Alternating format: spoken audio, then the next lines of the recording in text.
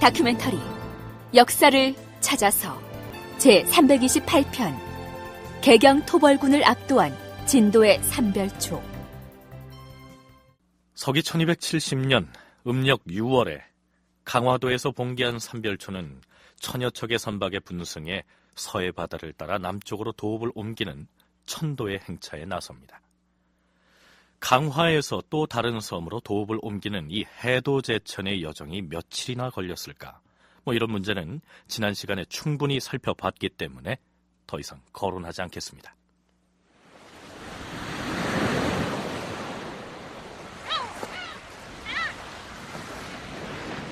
항로를 왼편으로 돌려라. 저기 보이는 저 섬에 접안할 것이다. 드디어 긴 항해 끝에 삼별초의 선단이 진도 앞바다에 도착합니다. 천여 척에 달하는 삼별초의 선단이 접안했던 이 지점은 오래전부터 진도의 관문 구시를 해온 벽파진이었습니다. 이곳은 우리에게 이순신 장군의 명량대첩으로 더욱 유명한 곳이죠. 공주대 윤형혁 교수의 얘기입니다.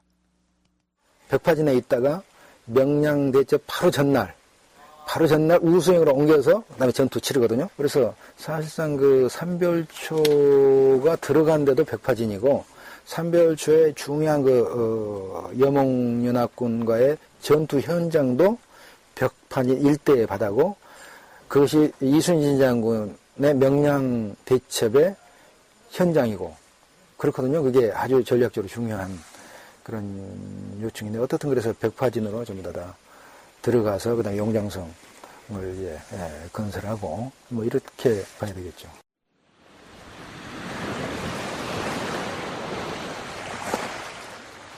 자, 드디어 우리의 도읍지에 도착하였다. 돛을 내려라.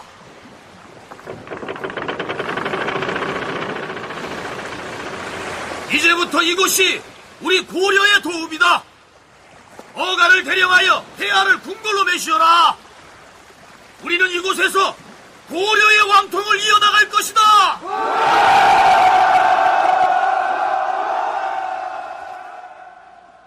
드디어 삼별초가 남쪽으로의 천도 행차를 마무리하고 진도에 닻을 내립니다. 그렇다면 삼별초의 봉기군이 도읍지로 점지한 곳이 왜 하필 다른 섬이 아니고 진도였을까요? 학자들은 섬으로서는 상당히 넓은 토지를 확보할 수 있어서 경작이 가능하다는 점, 그리고 임진왜란 때 이순신 장군이 전설적인 대첩을 거두었던 울돌목이라는 해협이 있어서 천혜의 군사 요새가 구비되어 있다는 점 등을 공통으로 꼽습니다. 그뿐만이 아닙니다. 이곳은 경상도, 그 다음에 이제 전라도, 지금은 전라남도 되겠습니까? 남도의 조운이 집결한 장소입니다. 그럼 이 조운이 집결한 장소에서 거점을 정하면, 자, 경상도 전라도의 조운을 그대로 자기들 수중에 질 뿐만 아니라 개경에 있는 원종 정부를 목을 딱 조입니다. 아주 삼별초가 그렇게 만만치 않습니다. 그것이 바로 대몽항쟁이 30여 년간 이루어질 수 있는 거 아니겠습니까?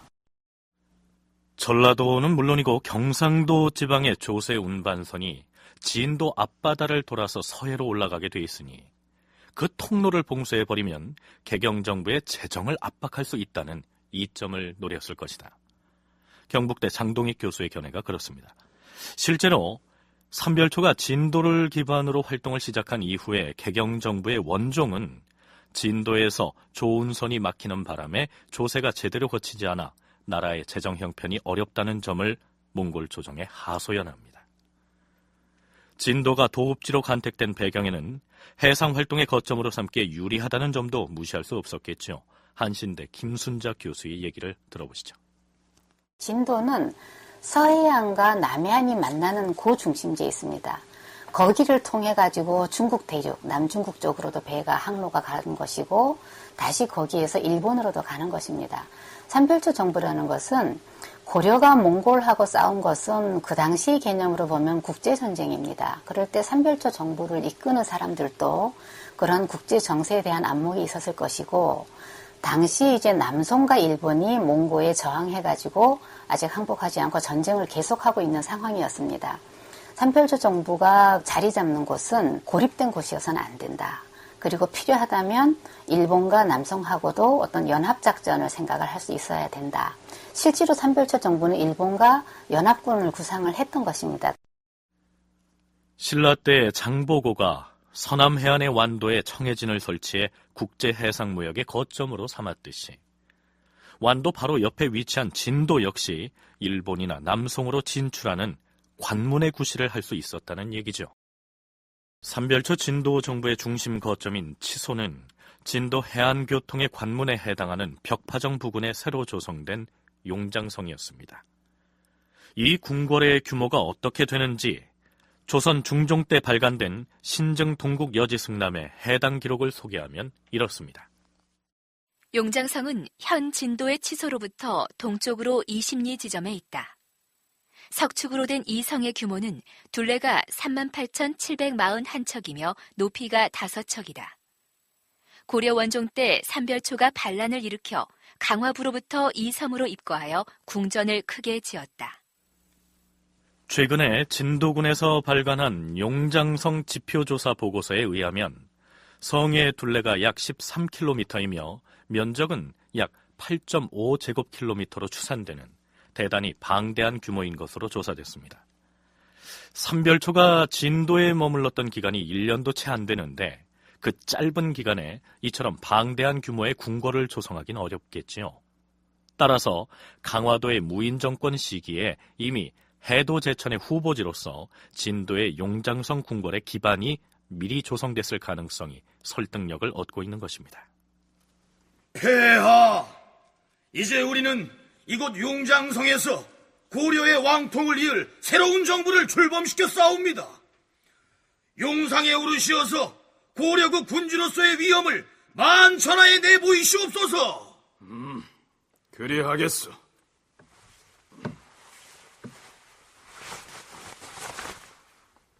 과인은 이 나라 국조인 태조 대왕의 왕통을 이어받아 몽골 오랑캐에게 짓밟힌 국토를 회복하고 이 나라 종사를 반석 위에 올려놓는 일에 정성을 다할 것이요. 경아드리옵니다, 폐하. 고려국 대왕폐하 만세! 만세! 만세!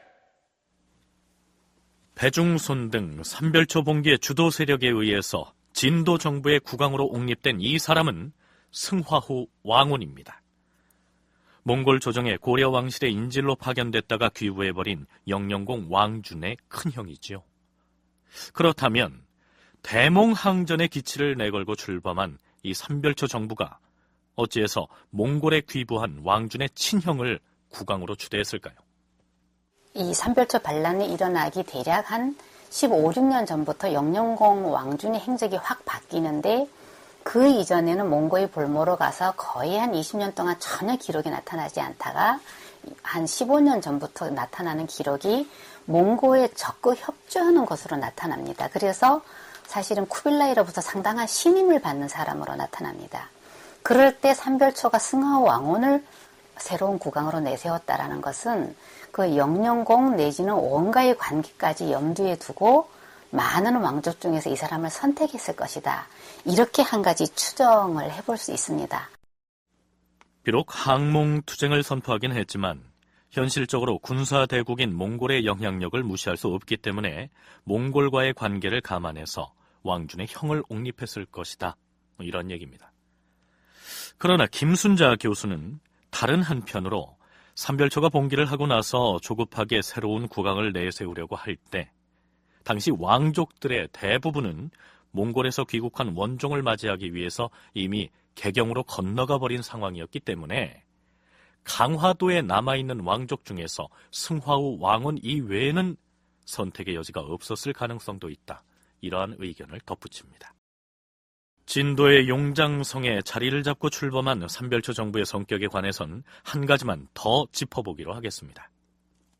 우리는 몽골 오랑캐를 붙쫓아서 백성들의 여망을 저버린 개경의 무리들을 모두 반역으로 간주할 것이며 이전의 군주는 국왕의 책무를 저버렸기 때문에 가차없이 왕위를 폐할 것이다.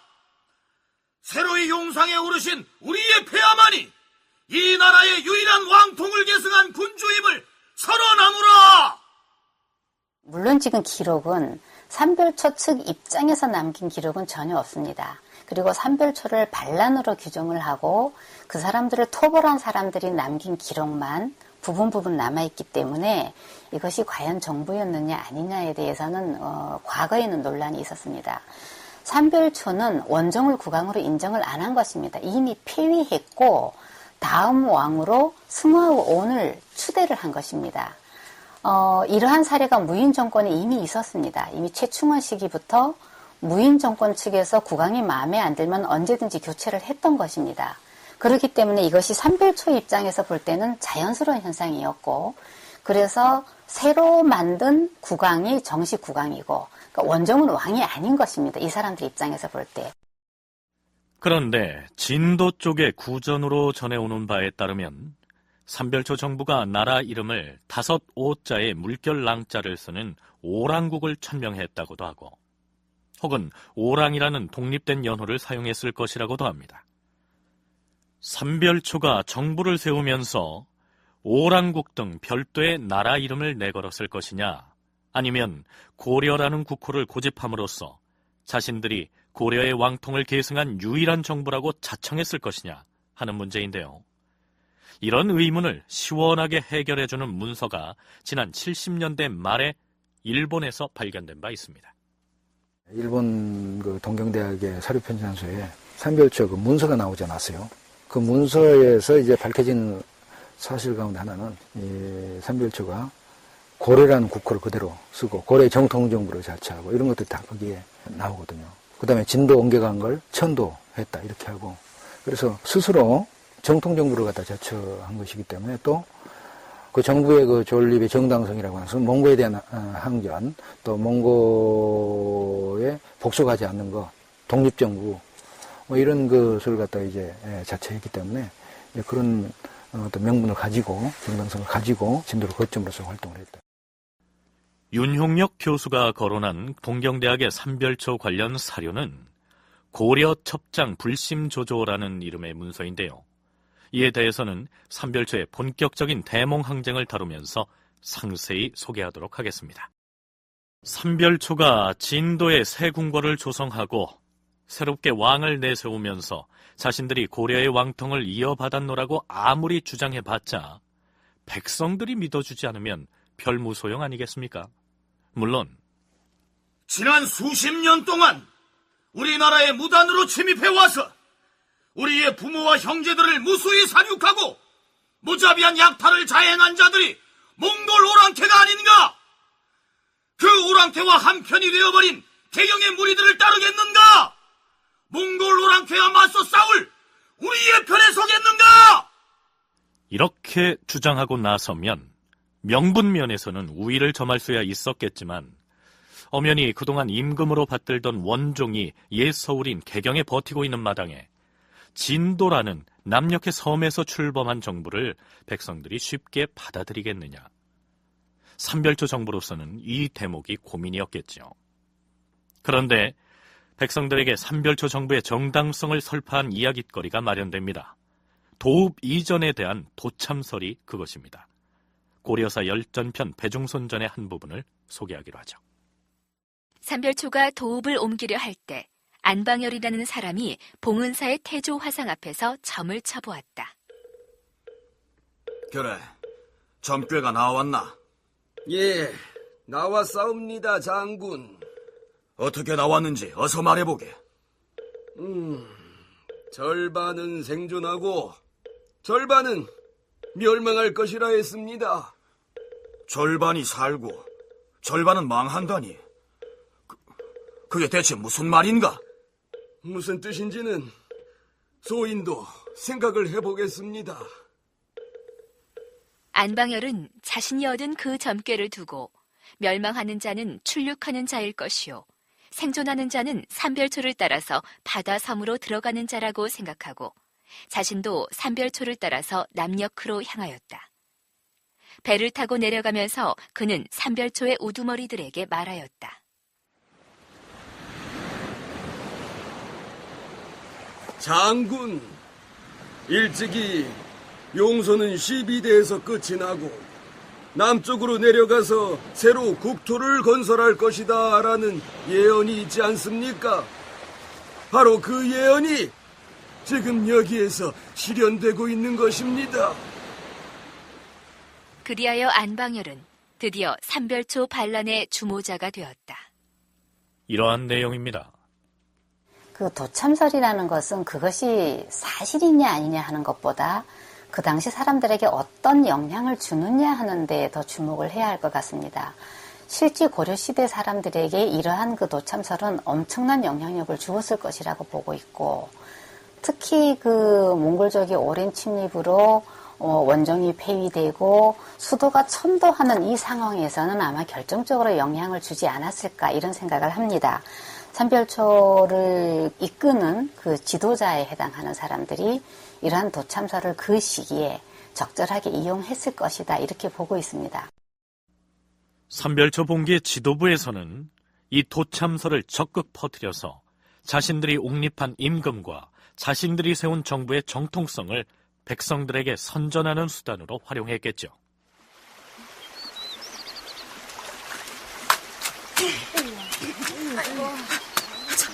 그 얘기 못 들었어? 앞으로 나라에 큰일이 생길 것이라노. 나라에 큰일이 어디 한두 번 생겼어야지. 그게 아니라 이번에 나라에서 도읍을 옮기면서 아주 유명한 사람을 저기 봉사로 보내갖고 태조 임금님 화상 앞에 탁 앉아서 점을 치겠는데 말이오. 점 쳤는데? 저기가 어떻게 나왔대?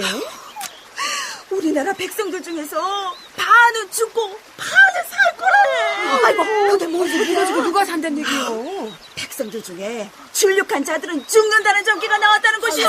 출륙한 자라니. 몽골 오랑캐들이 시키는 대로 육지로 나가서 개경으로 간 사람들이 출륙한 사람들이지. 그쪽으로 몰려간 사람들은 다 죽고 삼별초를 따라서 남쪽으로 내려온 사람들은 다 무사히 잘 살 거래. 개경으로 간 사람들이 크게 되네. 그리고 더 중요한 것이 있는데 뭐야. 옛날부터 떠돌던 말 중에 용소는 12대까지 가면 끝장이 나버리고 남쪽에서 새로운 임금이 나올 것이다 이런 말이 있는데. 맞아. 그 말은 나도 들었어. 나도 들은 적 있는데. 그런데 용소는 뭐고 12대에서 끝낸다는 건 또 뭔 소리야?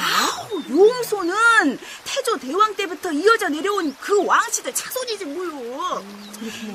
지금 개경으로 간 임금이 딱 12대째 임금이래. 그럼 이제 그쪽은 끝났고 저기 진도 궁궐에 있는 이 임금이 진짜 백이라는 얘기네. 글쎄요. 하지만 도참은 어디까지나 도참이겠죠. 그럼 이제부터 진도의 삼별초 정부가 어떤 활동을 벌여나가는지를 살펴볼 차례인데요. 유감스럽게도 이 시기를 기록한 고려사 등의 문헌이 모두 개경정부나 몽골을 중심으로 기술돼 있고 진도의 삼별초 측에서 기록한 사료가 전무하기 때문에 삼별초 정부의 행적을 체계 있게 소개할 방법이 없습니다. 어찌됐든 진도로 옮겨간 뒤에 삼별초에 관한 첫 기록은 그 내용이 이렇습니다. 삼별초가 진도에 들어가 그곳을 거점으로 삼고서 여러 고을을 침범 약탈하고 황제의 명이라 날조하여 전라도 안찰사로 하여금 백성들을 독촉하여 가을 수확을 빨리 끝내고 해도로 옮겨가서 살게 하였다. 음력 6월 3일에 강화를 출발했으니 이동기간이 얼마나 걸렸는지 모르겠지만 어쨌든 진도에 터를 잡자마자 농작물을 거두어들일 추수기가 되었겠죠. 이제 이곳 용장성에 도읍을 두었으니 우리가 강화를 떠나올 때 계획했던 일들을 차근차근 실천에 옮겨야 하지 않겠사옵니까, 폐하?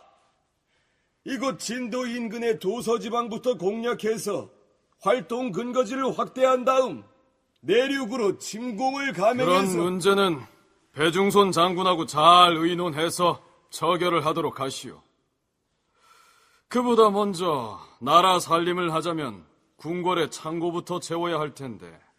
지금이 마침 추수기이옵니다. 우선 전라도의 조세권을 우리가 확보해야 할 것이옵니다, 폐하.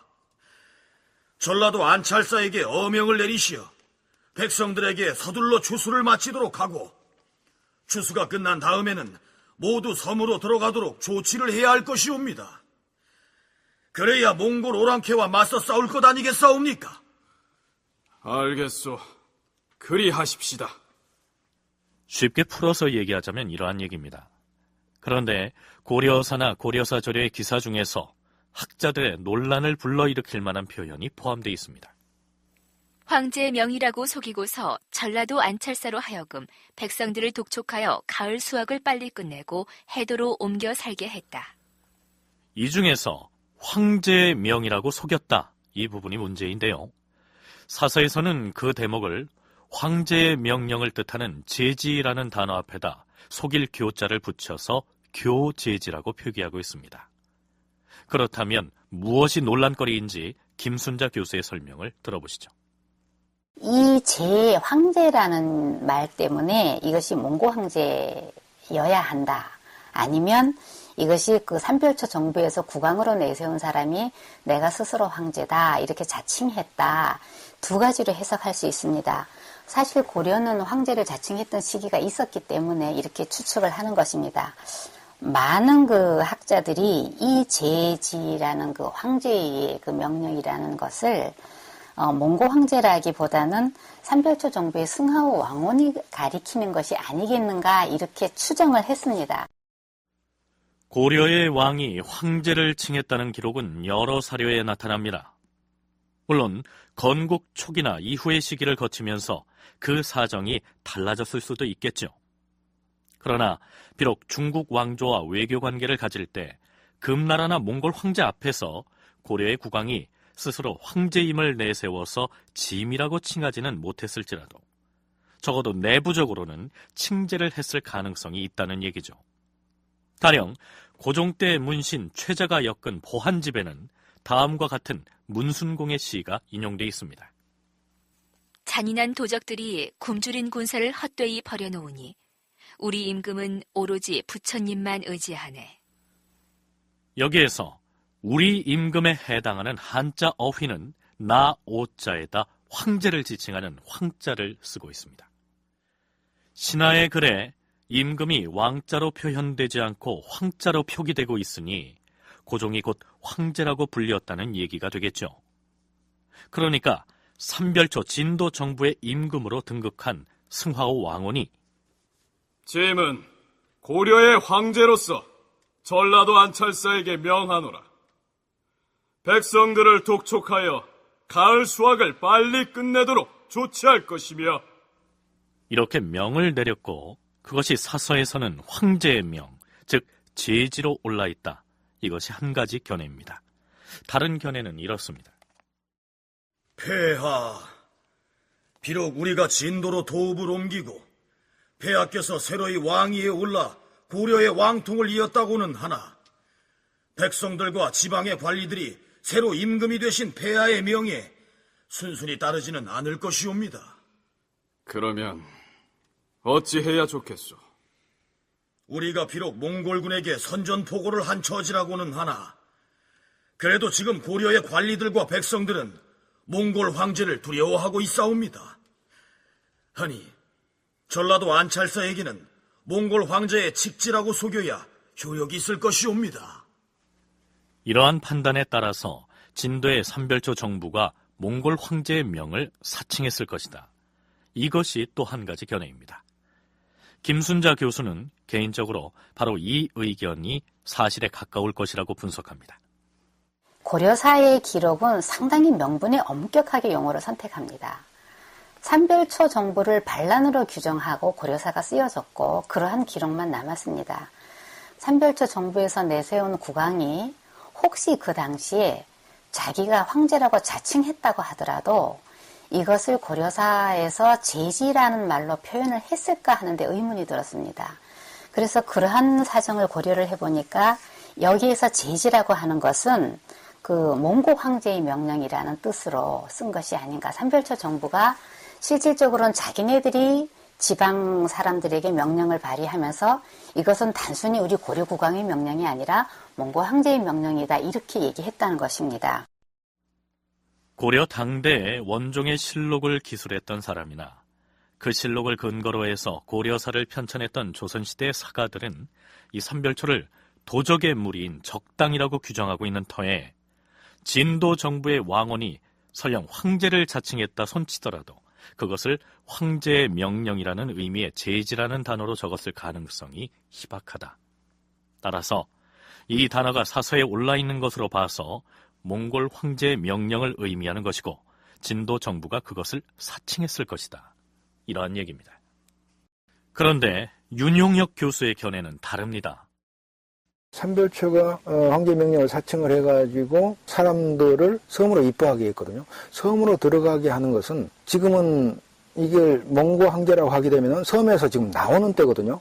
근데 섬으로 들어가게 했거든요. 그래서 여기서 이 황제를 몽고 황제의 명령이다. 그러면 이게 실제 조치상하고 서로 맞질 않는 거예요. 이건 이 황제의 명령이라는 게 사실은 삼별초의 왕을 지칭하는 거다. 이렇게 보는 거죠. 몽골 황제는 고려가 강화도에 들어가 있는 것 자체를 몽골에 대한 항전의 의미로 인식했기 때문에 수차에 걸쳐서 육지로 나오도록 출륙 환도를 압박했던 것이죠. 따라서 삼별초가 진도로 들어간 건 역시 몽골에 맞서서 싸우겠다는 의미로 여기고 있을 텐데, 그런 몽골 황제가 전라도 안찰사에게 섬에 있는 백성을 육지로 나오게 하라고 명령했다면 몰라도 거꾸로 육지의 백성들을 섬으로 들여보내라고 명령했다면 누가 믿겠느냐, 이러한 얘기죠. 따라서 이것은 진도 정부의 왕이었던 왕원이 스스로 황제를 자처하고 전라도 안찰사에게 그러한 명령을 내린 것으로 봐야 한다. 이러한 주장입니다. 드디어 진도의 삼별초 정부는 군사를 움직여 대륙 공략에 나섭니다. 자, 이제 우리는 우리 고려의 내륙 영토를 회복하기 위해서 북벌에 나설 것이다. 우리는 병선을 타고 강을 거슬러 올라가 나주를 점령할 것이니 삼별초의 병사들은 승선하라. 예!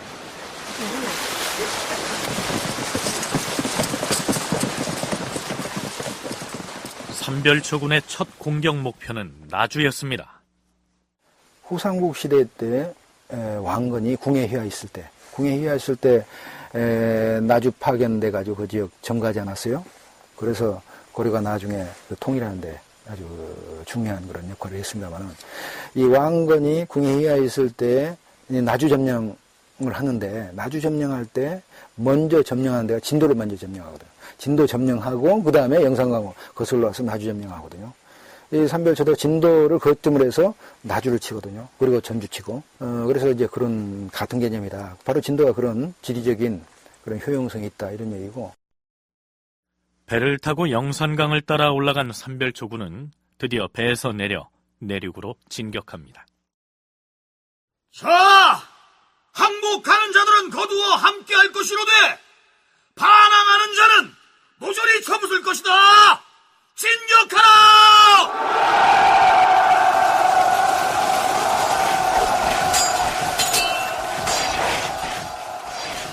삼별초군의 파상적인 공격이 시작됩니다. 그렇다면 그 시기에 개경정부는 어떻게 움직이고 있었을까요?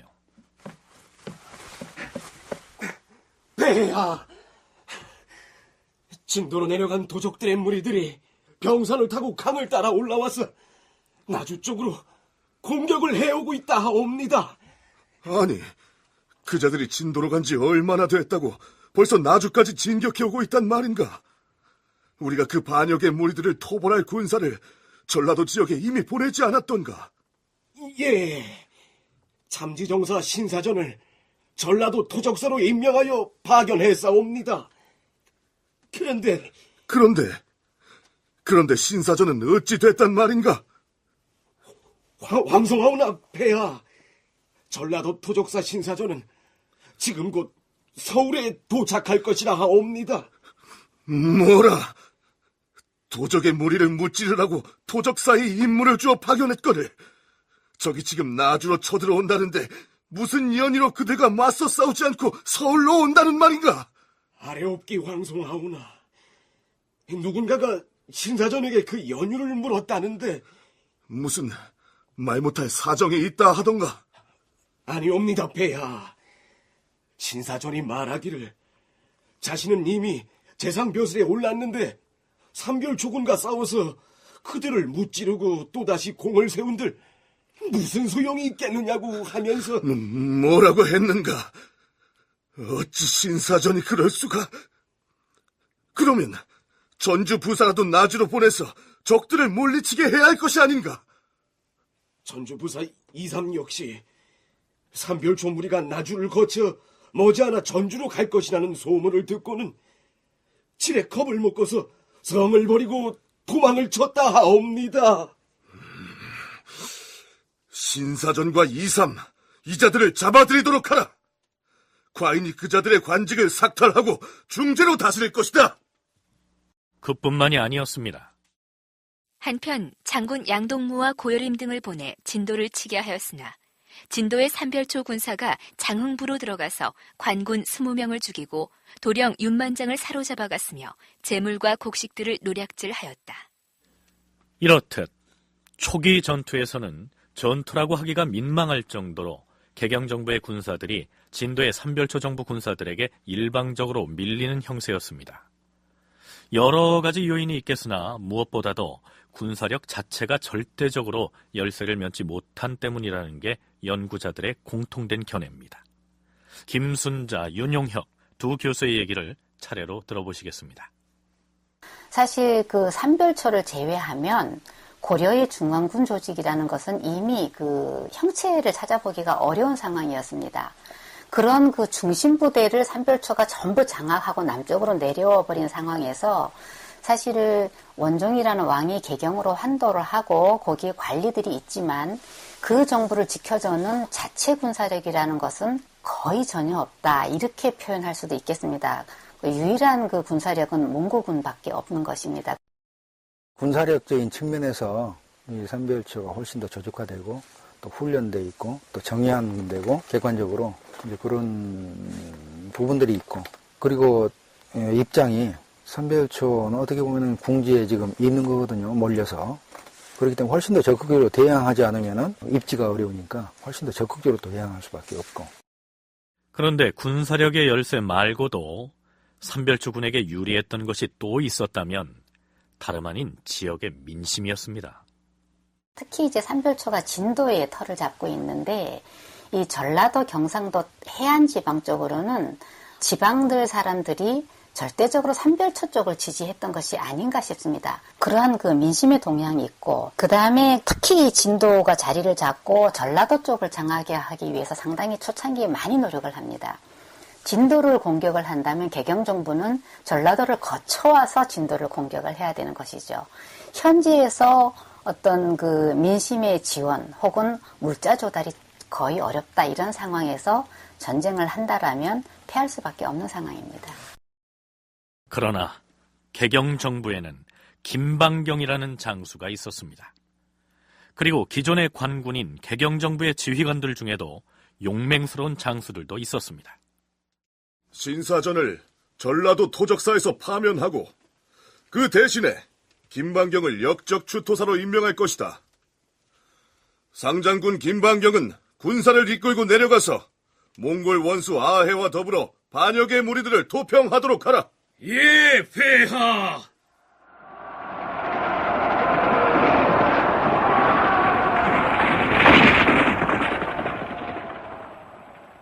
김방경이 몽골 원수 아이에와 함께 군사 1천을 이끌고 진도 군사를 치러 나섰다. 그때는 적의 기세가 매우 강성하여 여러 고을이 멀리서 바라만 보고도 적에게 항복하였다. 나주부사 박부의 무리는 적이 곧 나주에 당도한다고 하자 두려워서 망설인 채 결정을 하지 못하고 있었다. 그러자 나주호장 정지려가 분개하였다. 적군이 그렇게 겁이 나는가? 만일 성에 올라가서 굳게 지키지 못할 것이라면 차라리 군사를 데리고 산골짜기로 도망가서 숨어있을 것이지 무슨 면목으로 고을의 우두머리 아전자리를 꿰차고 앉아있는 것인가? 그 말을 듣고 성품이 본래 용감하였던 사로 김응덕이 분연이 나서 성을 지키기로 뜻을 정하고 금성산에 들어가 가시목책을 둘러친 다음 군조를 거느리고 방어하였다.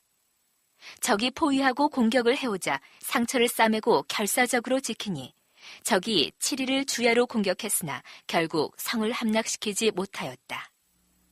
물론 여기에 나오는 도적 적은 곧 진도 정부의 삼별초 군사를 지칭합니다. 고려사에 이러한 내용을 실어놓은 것은 물론 개경 정부의 지휘관 중에는 현저한 군사적 열세에도 불구하고 이처럼 용감하게 싸운 사람도 있었다.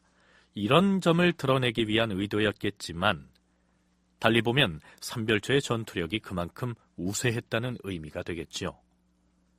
배를 타고 싸우는 수전에서는 삼별초군의 우세가 더욱 두드러졌습니다.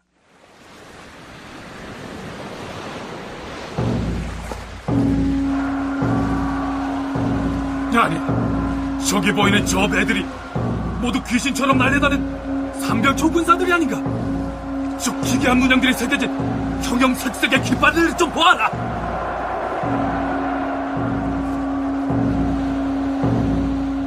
저들이 질러대는 소리가 어찌 사람이 소리라 하겠느냐? 아니 되겠다. 싸우려거든 고려군이 홀로 나서 싸우라. 우리 몽골 군사들은 퇴각해야겠다. 몽골 수군은 뱃머리를 돌려라!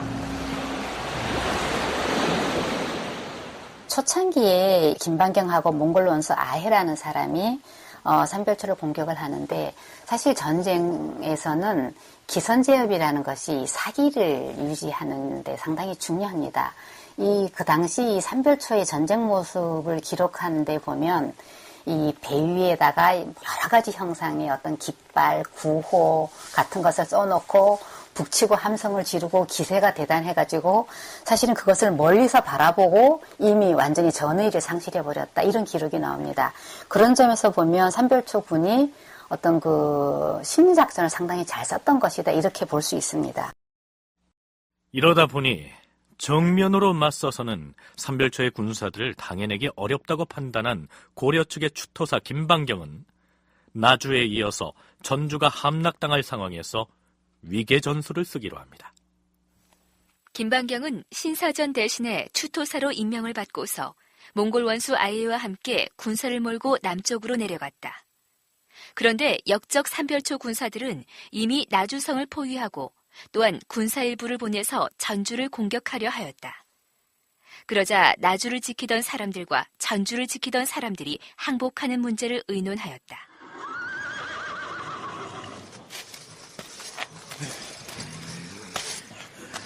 죽을 힘을 다해서 싸웠습니다만 이제 더 이상 버텨낼 수가 없을 것 같습니다. 이제 나주는 더 이상 지켜내기 어렵습니다.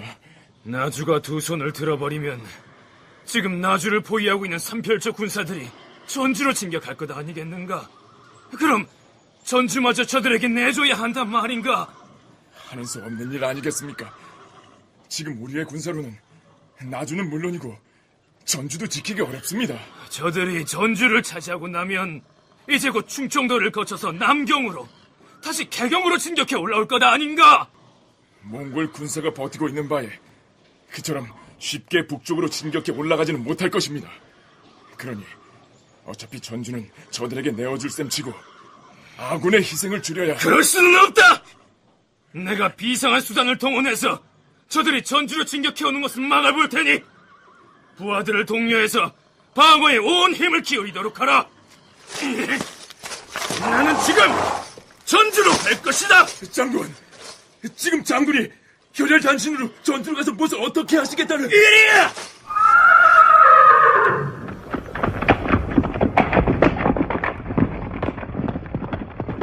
김반경은 밤낮을 가리지 않고 혼자 말을 몰아 전주를 향해 달려갑니다. 그는 도중에 사람을 시켜서 자기보다 먼저 공문을 가지고 전주로 가서 통첩하게 합니다. 그 공문의 내용은 이러했습니다. 조정에서 반역의 무리를 무찌르기 위하여 곧 군사 1만을 내려보낼 것이니 군량을 준비하도록 하라. 김반경이 이러한 통첩문을 전주에 보냈고 그러자 전주에서는 다시 같은 통첩을 나주로 보내서 군사 1만이 곧 당도할 것이라는 사실을 알려줍니다. 그러자 나주를 포위하고 있던 삼별초 군사들은 10,000명이나 되는 군사가 곧 개경에서 몰려올 것이라는 첩보를 입수하고는 이내 포위를 풀고 물러갔다. 이러한 얘기입니다. 말하자면 김방경의 위계 전술에 삼별초 군사들이 속아서 뒷걸음질을 했다는 얘기죠. 김방경은 개경의 원종에게 삼별초 군사들의 공격을 제대로 막아내지 못한 일부 장수들을 탄핵하도록 요구합니다.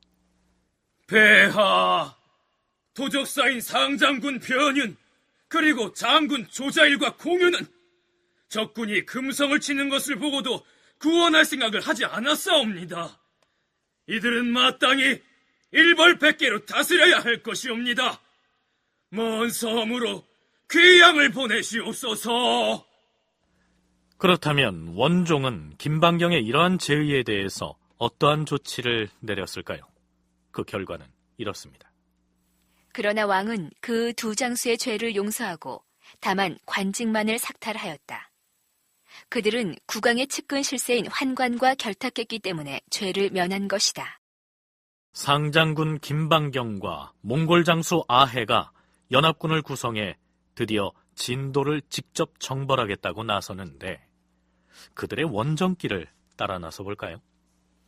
김방경은 아해와 더불어 삼견원에 주둔하고 진도를 건너다 보면서 진을 치게 되었는데 삼별초 반적들은 약탈해 간 선박과 군함들에다 모두 괴상한 모습의 동물을 그렸으며 그 배들이 강을 덮은 듯이 많았고 그 그림자들이 어지러이 물 위에 비쳐서 어른거렸다. 게다가 적들은 움직임이 워낙 빨라서 날아다닌 듯 하였으므로 당해내기가 어려웠다. 김방경과 아해의 연합군이 진을 쳤다는 삼견원은 진도 북쪽의 맞은편 육지, 즉 지금의 해남 땅의 어느 지점이었을 것으로 비정됩니다. 그리고 삼별초의 배들이 강을 덮었다고 했는데요. 실제로는 강이 아니라 진도와 해남 사이의 바다를 지칭한 말이겠죠.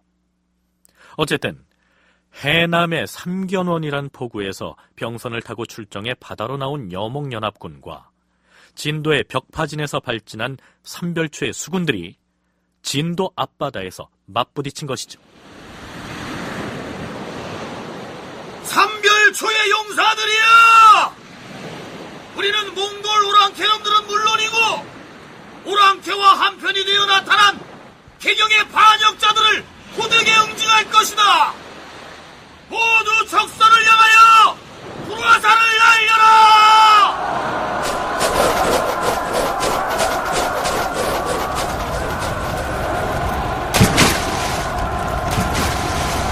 자! 북을 크게 울려라! 저들의 함선을 향하여 돌진하라!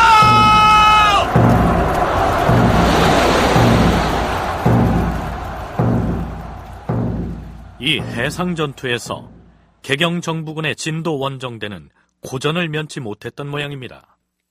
매번 싸울 때마다 진도 반적들의 군사들이 먼저 북을 울리고 고함을 지르면서 돌진해오곤 하였으므로 쉽게 승부를 낼 수 없었다.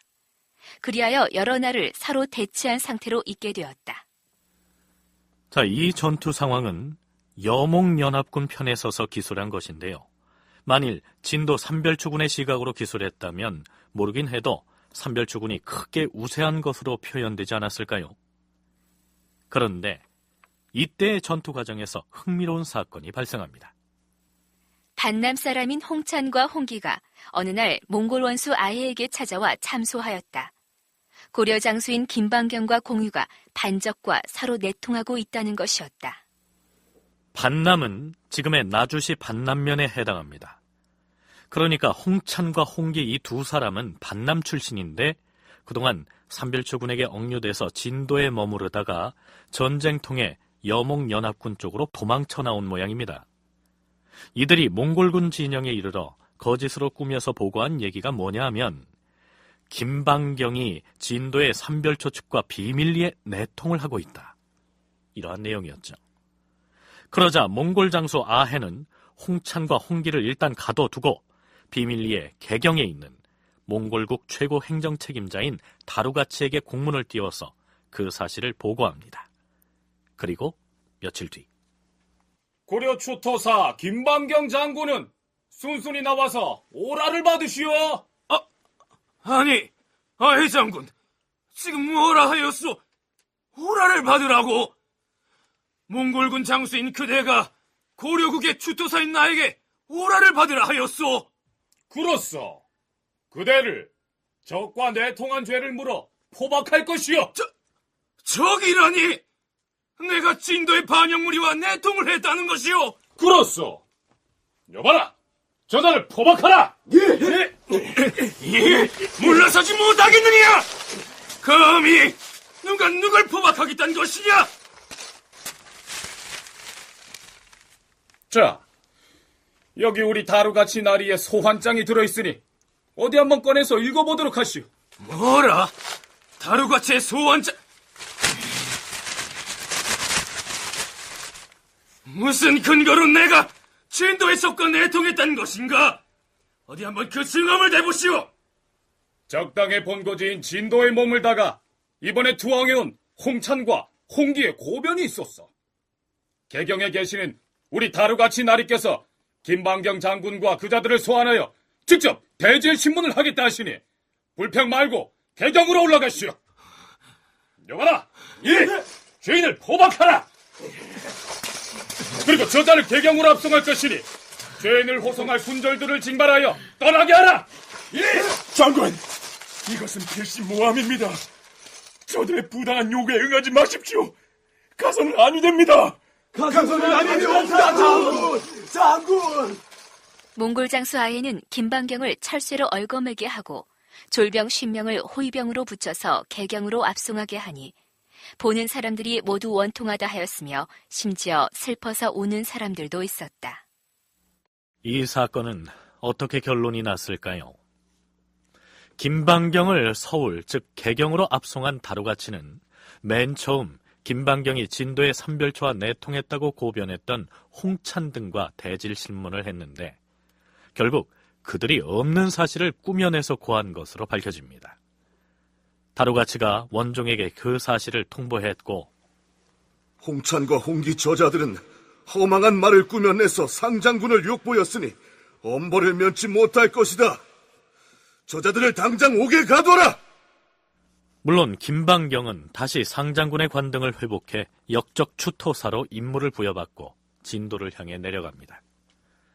그렇다면 창칼을 맞대고 싸우는 전쟁 상황에서 최고 지휘관인 김방경이 어째서 그처럼 황당한 무고 사건에 휘둘리게 됐을까요? 우선 한신대 김순자 교수는 사료에 나타난 김방경에 대한 여러 기록들로 미루어 볼 때 우선 김방경은 자신이 충성을 바치고 있는 개경정부의 원종을 배신하고 진도의 삼별초군과 내통할 그럴 인물은 아니었을 것이라고 얘기합니다. 김방경에 대한 무고가 이때 처음 이제 일어나는데, 김방경이라는 사람은 어떤 유교적인 충성에 한결같이 충실했던 사람으로 이 사람의 행적을 평가할 수 있습니다. 그래서 원종이라는 국왕을 저버리고 삼별초하고 내통을 했다. 이거는 무고로 봐야 하지 않을까 싶습니다. 그러니까 고려사에 나타나 있는 대로 그것이 무고 사건인 것만은 분명하다는 얘기지요. 그렇다면 서로 창칼을 맞대고 싸우는 그 전쟁판에서 왜 그런 무고 사건이 발생했을까요? 거짓말을 꾸며서 무고를 했다고 하더라도 그것을 사실로 받아들여서 오해할 만한 어떤 정황이 주어졌기 때문에 그런 사건이 발생한 것 아닐까요? 공주대 윤용혁 교수의 얘기를 들어보시죠. 무고란 것은 확실한 거고, 다만 삼별초하고 그다음에 여몽연합군 간에 사람들이 끊임없이 왕래를 했던 건 사실인 것 같아요. 서로 간에 협상도 하고 서로 간에 속이기도 하고 서로 간에 정보를 주고받고 하면서 왕래가 있었던 건 틀림이 없고, 그것이 보기에 따라서는 서로 내통을 하는 걸로 비춰줄 수 있는 그런 상황들은 있었다. 그러니까 전투는 계속 했었지만 다른 한편 뒤쪽으로 한편으로는 타협하고 그다음에 또 여러 가지 얼르고 이런 협상 작업들은 한편으로 또 진행이 됐었다. 김방경과 아해가 지휘하는 여몽연합군과 진도의 삼별초군은 비록 치열한 전투를 벌이기는 했지만 막후에서는 서로 사람을 보내서 협상도 하고 또 타협도 하고 혹은 거짓 정보도 흘려서 심리전도 벌이는 등의 방식으로 전쟁을 수행했기 때문에 이런 무고 사건이 발생했을 것이란 얘기죠. 그렇다면 반남 출신의 형제로 보이는 이 홍찬과 홍기 두 사람은 어째서 이런 무고 행위를 범했을까요? 더군다나 삼별초와 맞서 싸우는 개경정부의 장수들 중에서 최고 사령관격인 김방경을 상대로 말입니다. 한신대 김순자 교수의 분석은 이렇습니다. 몽고라는 강력한 외세가 고려 정부에 들어오니까 이때 고려 사람들 중에서 많은 행태가 나타납니다. 정말로 근거 없는 무고 사실을 해서 개인적인 어떤 상을 바라고 혹은 또 몽고에 잘 보여가지고 출세하려고 하는 그러한 많은 모습들이 보이는 사람들도 있고, 그런가 하면 그렇게 의심할 꼬투리가 조금이라도 있으면 침소봉대해서 역시 또 이제 개인적인 어떤 혹은 가족들의 어떤 영달을 꾀하는 많은 모습들이 보입니다. 홍찬이란 사람도 아마 그러한 부류에 속했던 사람인 것 같고, 여기에서 주목할 것은 사실은 그러한 많은 무고에 대한 몽고 측의 태도입니다. 우리는 이 프로그램을 통해서 여몽 전쟁 기간에 고려를 배반하고 몽골로 귀부한 사람들 중에서 몽골 황제로부터 충성을 인정받기 위하여 고려에 관한 이러저러한 것들을 과장해서 몽골 측에 고자질하거나 혹은 없는 사실을 꾸며서 고해 바치는 바람에 고려가 곤란에 처한 경우를 여러 차례 거론한 적이 있습니다. 김순자 교수는 무고에 대한 몽골 측의 태도가 문제라고 했는데요. 고려에서 투항한 어떤 사람이 없는 사실을 꾸며서 거짓 고변을 했을 때 몽골 측에서는 그것이 무고인 줄 뻔히 알면서도 진실인 것처럼 내세워서 고려를 압박하는 수단으로 활용한다. 이러한 얘기죠.